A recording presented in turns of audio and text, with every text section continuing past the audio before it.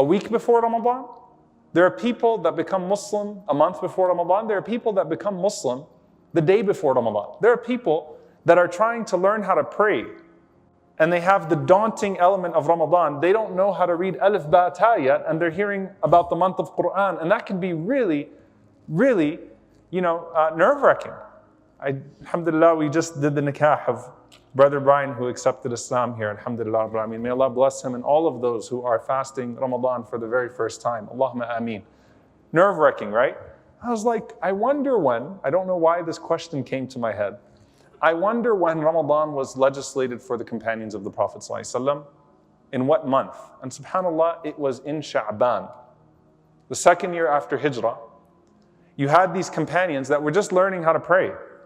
Some of them, in fact, the majority of them were Ansar. They only spent a year with the Prophet ﷺ. Salah was still being defined. The Qur'an was still being revealed. When you think about Taraweeh prayer, Al-Baqarah just came down. Ali Imran and Nisa are not even there yet. So when you're thinking about the nights of Qur'an and what this is going to be like, this is a very new thing for them. And it's unlike the ayyam and ma'dudat, the few days of fasting that they used to have before. What a new experience. Shahr Ramadan? Wait, we have to fast the whole month? They were still struggling with alcoholism in the community because alcohol was not yet fully forbidden. It was partially forbidden. And even when it was partially forbidden, you had some that were still coming to the prayer drunk. And even when it was at that next level, when it was fully forbidden, you had some that struggled with it. There's a lot going on, and suddenly Ramadan drops on them. And they have less than a month to prepare for the very first Ramadan. That is actually significant and can help us relate when we might feel like, wait a minute, I don't know if I'm ready for this yet. Well, you know what? What did Allah subhanahu wa ta'ala say? يُرِيدُ اللَّهُ بِكُمُ الْيُسْرِ وَلَا يُرِيدُ بِكُمُ الْعُسْرِ. By the way, Allah is not trying to make things difficult for you. Allah is not trying to burden you. Allah wants ease for you. This is not to punish you. This is not because you did bad in Badr and something bad has to happen now and this is something that is punitive. Just like مَا أَنزَلْنَا عَلَيْكَ الْقُرْآنَ لِتَشْقَى. The Qur'an was not sent down to cause you stress. Salah was not sent down to be this burdensome obligation, but to be a sila, a connection with Allah subhanahu wa ta'ala. Shahru Ramadan that's coming to you now is a gift from Allah subhanahu wa ta'ala. الَّذِي أُنزِلَ فِيهِ الْقُرْآنِ. The Qur'an is descending upon you now in chunks that it has never descended before. In Mecca, short surahs. Suddenly the Qur'an is coming down in pages upon pages upon pages. Long surahs are descending. This is the month in which the Qur'an was initiated. الَّذِي أُنزِلَ فِيهِ الْقُرْآنِ. And you have a chance to get closer to your Lord than you've ever been before. Do not look at this as some sort of burden. Do not look at this as something that you're not going to be able to do. They were not used to fasting. They were not used to fasting. They had a day or two or some days before, but they were not used to this idea of fasting in succession. And so once you sort of take a step back and first and foremost look at Ramadan like a gift from Allah subhanahu wa ta'ala that is actually here with immense mercy, then you approach it differently. And as you read about the Salaf and you read about the pious predecessors, you know what you don't find from them? You don't find that they were very stressed out in Ramadan, which I've noticed over the years, and I'm guilty of it. Sometimes you know the stories, you know their stories, you know the goals they had, them meeting their goals, you're starting to fall short, and it's beginning and you feel like it's slipping very quickly, or you weren't prepared for it, you weren't ready, and you get stressed out. They weren't stressed in Ramadan. Ramadan was go time. Ramadan was Allah's mercy is descending right now like never before. The gates of Jannah are flung open and I am calling upon Al-Afu, the most forgiving one. It's time to go with whatever I have right now. It's not time to think about what I wasn't prepared for or how much Qur'an I did not read before Ramadan or the fasting none of that is relevant at this point. It's Allahu Akbar, Ramadan is here. Let me do what I can. Let me pace myself now that the month has started in ways that are going to give me the full benefit of the month. So how do we get started off on the right foot? Well, first and foremost, if you look at the Salaf, they paced themselves from the very beginning as to how they wanted to divide that month. They weren't going to just figure it out once they got into it. They looked at where they were. They looked at what they were capable of, and they created a trajectory for themselves. They charted a trajectory for themselves. Where do I want to end up at the end of the month? And how do I build myself to that in a reasonable way? Not one that causes me great stress. Not heavy on the quantifiable part of this, but how do I chart myself up there, right? Abu Musa al-Ash'ari, radiyallahu ta'ala anhu, was someone who was distinguished by his fasting. And it's said about him, and this is outside of Ramadan as well, that he used to fast until he would become very, very lean. Okay? And they would tell him, لو أجممت نفسك, like, if you took care of yourself, put a little bit more, weight on. Why are you fasting so much? And your fasting seems to come in large blocks. The Prophet ﷺ was described as what? That sometimes he was fasting, I'm talking about outside of Ramadan, until you thought that he was always fasting. And sometimes the Prophet ﷺ took a break from fasting until you thought that he was never fasting, sallallahu alaihi wasallam. So Abu Musa, you seem to have this really intentional schedule that you have yourself on. What is that? And he said, إِنَّمَا يَسْبِقُ مِنَ الْخَيْلِ الْمُضَمَّرَةِ.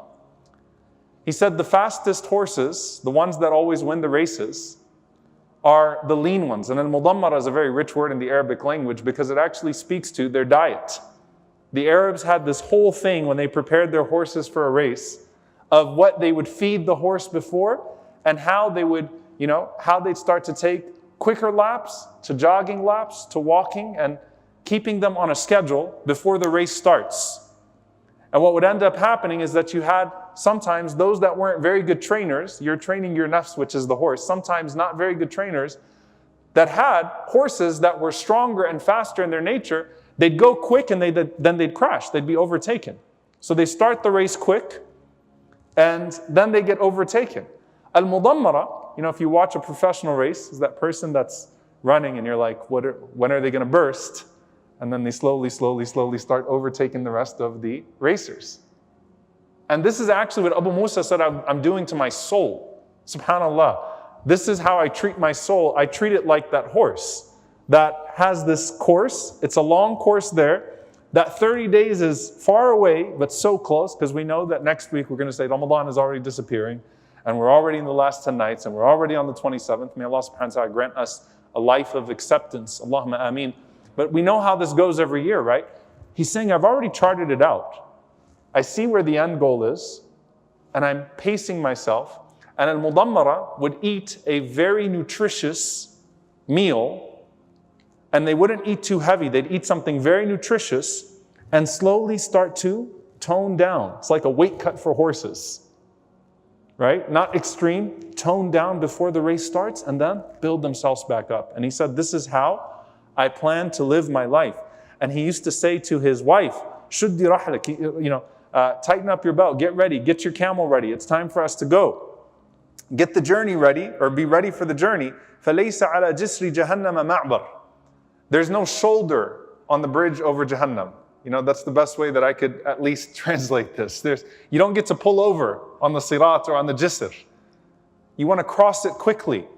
You want to move across it intentionally.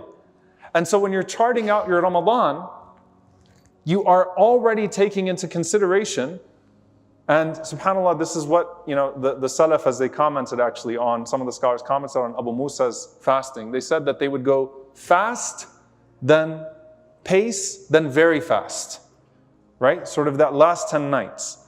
And subhanAllah, what you notice from the Salaf is that they didn't used to do this 10-10-10 division. Okay, they didn't divide their Ramadan into 10-10-10. We've recently sort of crafted out this dip. There shouldn't be a dip in Ramadan. They had a very clear 20-10 divide.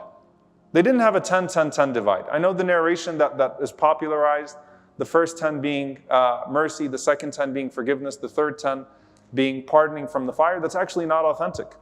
They paced themselves as 20 and 10. The first 20 days they had a regimen, the last 10 days they had a regimen. And that's something that's very profound.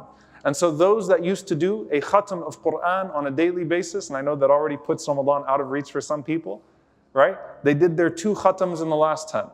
And you can take that equation and you can cast it on all of the ibadat, all of the acts of worship that you plan to take on in this Ramadan. Set a goal for the 20 set a goal for the 10. And there is some wisdom and some benefit to doing that. Now, if the goal that you set for the 20 is an unreasonable goal that you're not going to be able to meet, you're going to spend the 10 trying to catch up on the 20. You're going to spend the 10 trying to catch up on the 20. SubhanAllah, that's what ends up happening, right? Overdrive in the last 10. No. Set a goal for yourself with your recitation, with your adhkar, with your dhikr, with everything else. For the first 20, that you know you'll be able to maintain across the 20, inshallah. Then kick it into the next gear when you reach into the last 10. And some of the ulama mentioned, subhanAllah, in this idea of yuridullahu bikum al-yusr, Allah wants ease for you. Look at the presence of the suhoor. Look at the presence of the suhoor, of taking that means of feeding yourself before the day even starts. And you know what the Prophet ﷺ said? He said, "Inna fasla ma bayna siyamina wa siyami ahli al-kitab aklat as-suhoor." He said that the difference between our fasting and the fasting of the people of the book is this blessing of suhoor. You might read like, wow, the Prophet ﷺ really insisted on breakfast. If suhoor has just turned into food for you, the Prophet ﷺ really insisted on breakfast, right? The angels sending salawat on the people of suhoor. But what this actually was referring to was that the people of the book, the way they used to fast, was that when half of the night passed, they started their fast. So not until the time of Fajr. They started their fast from half of the night. They wouldn't eat, they wouldn't drink after that. And the Prophet ﷺ insisted on a suhoor. Why? You are meant to not eat, well, I don't want to trash anyone's suhoor food, okay? But let's just say salty, heavy food. It kind of defeats the purpose. Okay? What would the Prophet ﷺ eat at suhoor? He ate dates, he ate nutritious things, things that could hold you up for the day so that you wouldn't be bothered. This is a gift from Allah subhanahu wa ta'ala. Because your nafs, your soul, is that racehorse for Ramadan. So be very intentional even about that, because it was a gift from Allah subhanahu wa ta'ala. And the angels send their salawats on the people of suhoor. So, some people say it like from a source of pride, I don't eat suhoor. Like, mashallah, my fasting is so much stronger, I don't eat suhoor. No, wake up and eat suhoor. Even if it's a few dates and some water, because you're supposed to be pacing yourself for the day, not torturing yourself.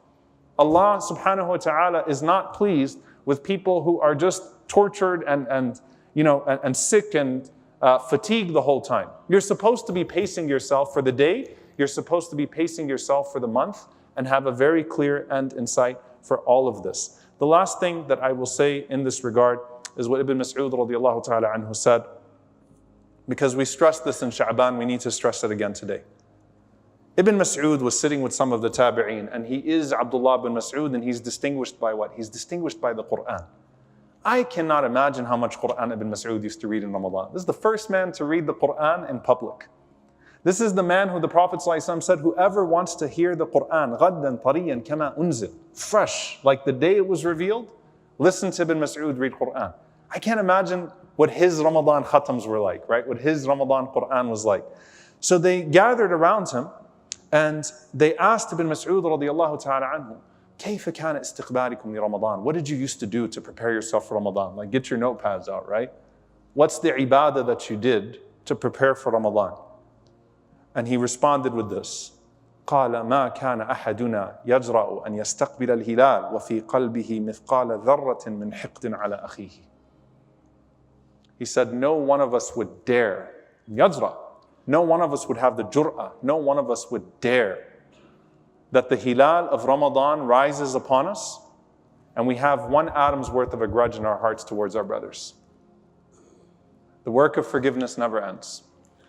Your heart has to be completely free of grudge so that you can completely focus it on being forgiven by Allah subhanahu wa ta'ala. So I know we're right at the heels of it. Ibn Mas'ud, tonight, inshallah, we're going to see the hilal of Ramadan, or tomorrow night it becomes, apparent to us. Don't dare to have in your heart anything. We would not dare, as the companions of the Prophet ﷺ, to have in our heart anything of ill will towards our brothers and our sisters at that point. May Allah subhanahu wa ta'ala clear our hearts of that which is displeasing to Him and prepare our hearts for Ramadan and give us the guidance and the rushd and the action plan and the way that we can make the most of it and ultimately allow us to leave it completely forgiven of our sins and embraced by His mercy and entered into His paradise. Allahumma ameen.